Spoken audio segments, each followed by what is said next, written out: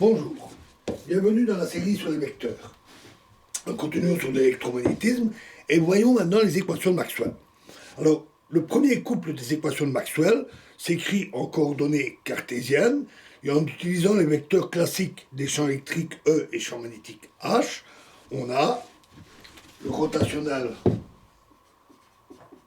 de E est égal à moins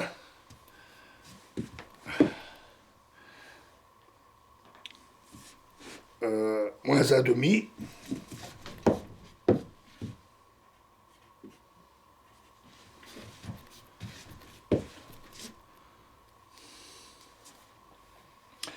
moins 1 sur C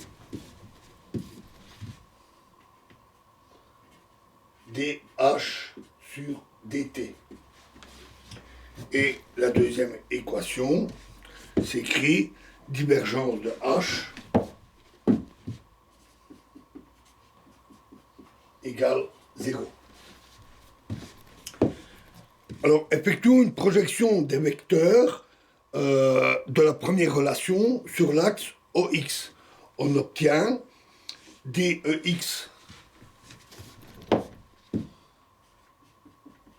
sur dy moins DEX sur dz est égal à moins 1 sur C dHx sur dt.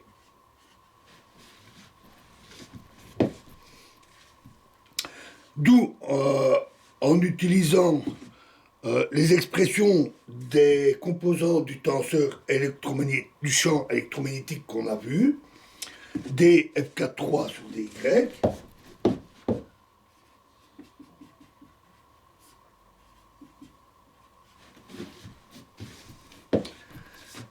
plus dF2,4 sur dz,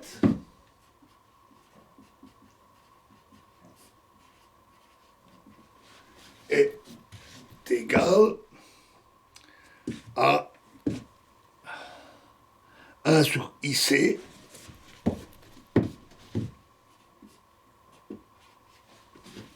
fois dF2,3 sur dt.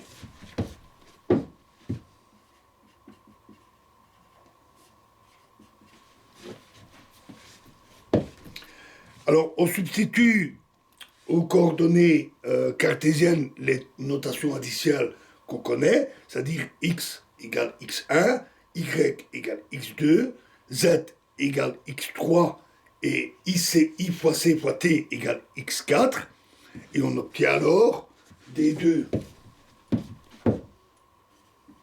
f4,3 plus d3 f2,4 plus D4 F3,2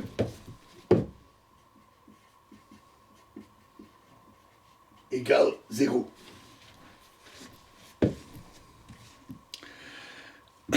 Alors, les projections sur les axes OY et OZ donnent des équations de même type et on obtient ainsi de manière générale DI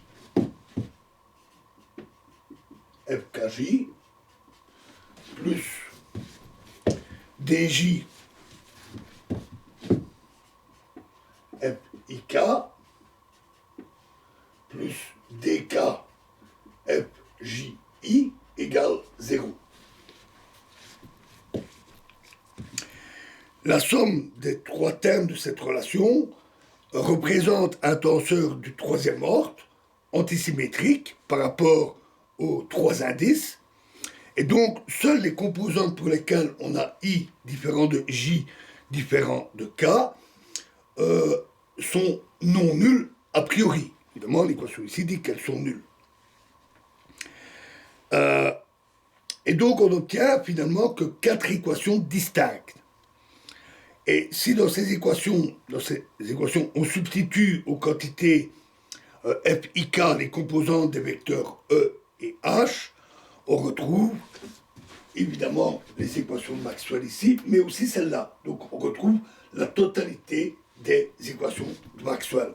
on remarquera que cette forme est particulièrement simple et élégante, et c'est très symétrique.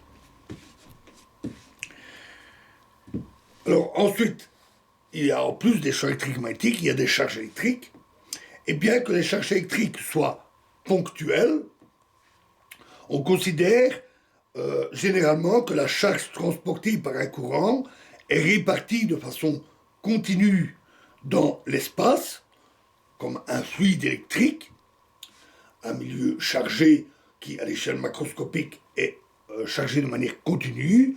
Le cas ponctuel n'est qu'un cas particulier. On appelle alors densité de charge ρ la quantité d'électricité telle que dans un volume donné grand V, où se trouvent localisées les charges ponctuelles, la quantité ρ fois dV, dans ce volume élémentaire dV, soit égale à la somme des Q des charges dans ce volume élémentaire. Voilà, et nous continuerons dans la prochaine vidéo. Je vous remercie.